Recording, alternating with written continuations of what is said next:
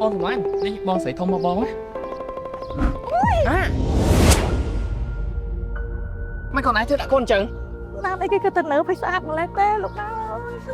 នេះឡានស្អាតបងបើជិះបើស៊ីឡានក្នុងខ្ញុំចង់ចាំមើលក្នុងអូនណានេះបងស្រីធំមកបង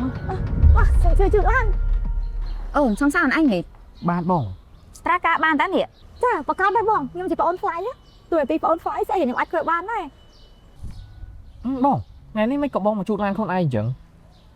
អូនអាជីវកម្មគ្រួសារយើងណាឥឡូវហ្នឹងខ្សែធនហើយទៅបងណាមកជួបឡានខ្លួនឯងទៅ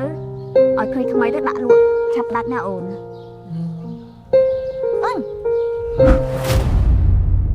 នៅមានមុខមិននិយាយថាឡានហ្នឹងឡានរបស់គ្រួសារបងឯងទៀតនេះគេហៅថាអ្នកមានខ្លាញ់ខ្លាចច្បាស់កន្លែងនេះ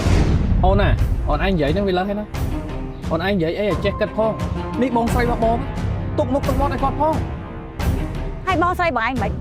ខ្ញុំចង់ប្រាប់ថាពីណាមានលុយខ្ញុំទៅធ្វើបងថាយ៉ាងហ្នឹងនេះខ្ញុំមិនដែរគិតថាអ្នកឯងគឺជាមួយស្រីបែបហ្នឹងទេធ្វើខ្លួនមិនគួរឲ្យស្រឡាញ់តោះសោះហ្មងណាហើយយ៉ាងម៉េចមានបញ្ហាអីមែនធំអូនអូខ្ញុំចង់ប្រាប់ថាចាប់ពីពេលនេះទៅខ្ញុំសុំផ្ដាច់តំណែងមួយដែរចាំអស់អូនច្បាស់ហ៎ច្បាស់លើច្បាស់ហ្មងលាសិនហើយអ្នកមានខ្លាញ់ខ្លាយ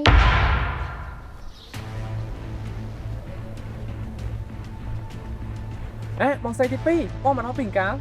ក្រោយបងជាប់មើលចំនួនយើងនៅបរទេសហីអូបងអូនប្រុសបងមានសង្សារមួយទាំងមូលត្រូវតែនៅចូលរួមត្រេកអរ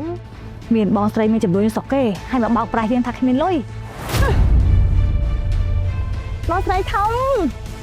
បងស្រីទី2បងសម្លាញ់ថ្ងៃហ្នឹងយើងទៅចុះឲ្យតាសវលមួយគ្នាអត់ទេយើងទៅចុះឥឡូវហ្មងទៅចុះឲ្យតាសវលណាណាគេថាយើងចុះឲ្យតាសវលមួយគ្នាពេលដឹងថាគ្រួសារយើងគ្មានលុយមើលងាយមើលថោកគ្រួសារយើងឥឡូវឮថាគ្រួសារយើងមានលុយមកចំតោងទៀមអានេះគេហៅថាមនុស្សស្រីមុខលុយ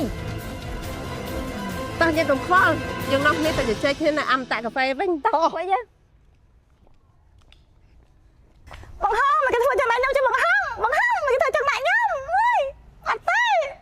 ខ្ទិះដូងកំប៉ុងសញ្ញាម៉ាក់ដំរីឌីហ្សាញរូបរាងថ្មីគុណភាពកាន់តែល្អខ្ទិះឈ្ងុយឆ្ងាញ់អាចយកធ្វើជាគ្រឿងផ្សំសម្រាប់ម្ហូបបង្អែមនិងភេសជ្ជៈ